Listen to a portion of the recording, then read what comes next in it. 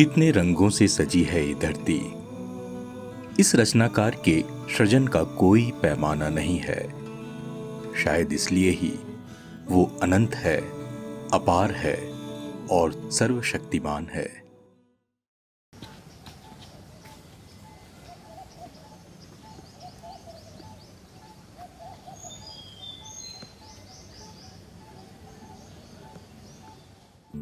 दोस्तों, अतरंगी वाइजर के एक और सफरनामे में आपका स्वागत है। आज का सफर प्रकृति और उसके अलंकार का है।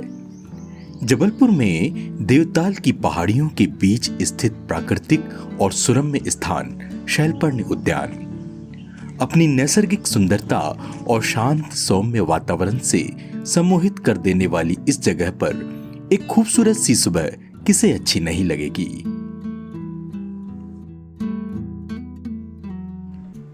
गेट से उद्यान के अंदर जाते ही किसी जंगल में जाने का एहसास होता है। ग्रेनाइट के चट्टानों के बीच से गुजरता हुआ रास्ता किसी एडवेंचर सा फील देता है।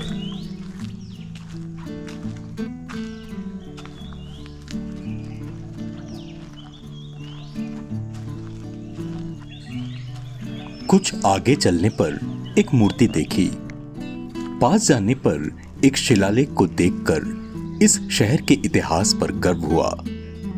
इस शिलालेख के अनुसार कुशल प्रशासक सम्राट पृथ्वीराज चौहान का ननिहाल त्रिपुरी में स्थित था। उनकी शिक्षा दीक्षा उस समय के प्रसिद्ध शिक्षा केंद्र 64 योगिनी मठ भेड़ाघाट में हुई थी। एक वीर योद्धा का त्रिपुरी राजवंश और जबलपुर से कनेक्शन मेरे लिए एक रोचक जानकारी थी। बहरहाल हम अपने सफर में लौटते हैं।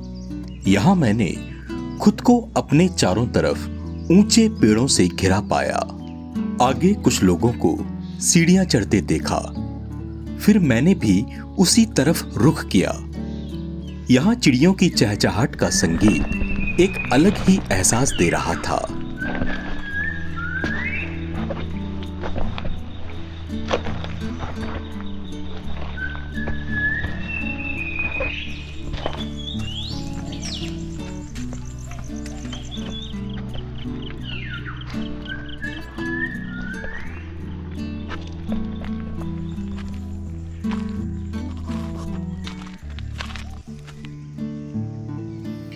सीढ़ियों से ऊपर आकर बाईं तरफ पक्षियों और गिलहरियों को ब्रेकफास्ट करते हुए देखा।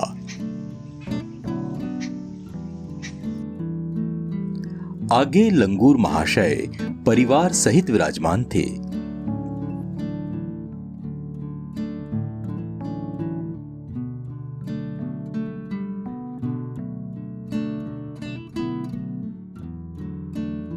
कुछ आगे अलग अलग तरह के पक्षियों का मेला था।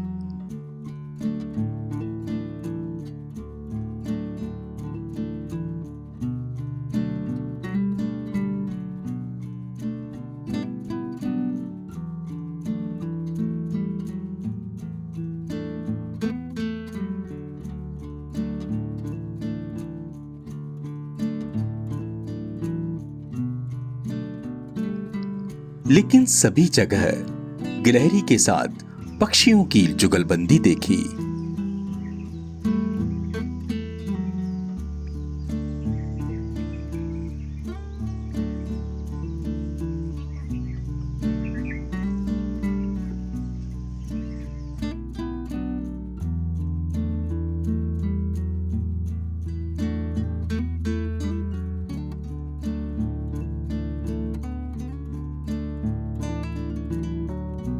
वहां से कुछ और आगे जाने पर बड़ा ही खूबसूरत दृश्य कैमरे में कैद हुआ।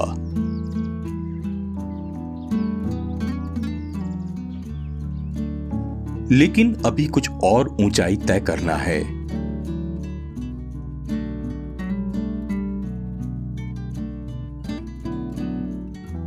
आगे वॉच टावर पर जाकर सुबह की रोशनी से खुद को रिचार्ज किया। इतनी ऊंचाई से दूर तक फैले हुए ग्रेनाइट की पहाड़ियों और हरियाली को निहारना बड़ा शानदार एहसास रहा।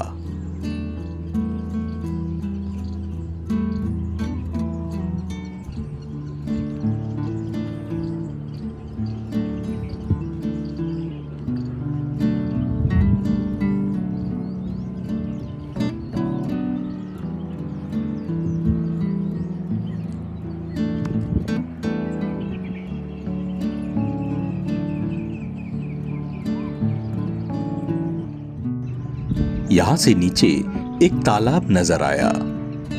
अगला लक्ष्य वही बनाकर पहाड़ी से वापस उतरना शुरू किया। इतने मनभावन दृश्य के बाद इस प्राकृतिक वातावरण में इंसानों की उपस्थिति के ऐसे सबूत देखकर मन कुछ खराब हुआ।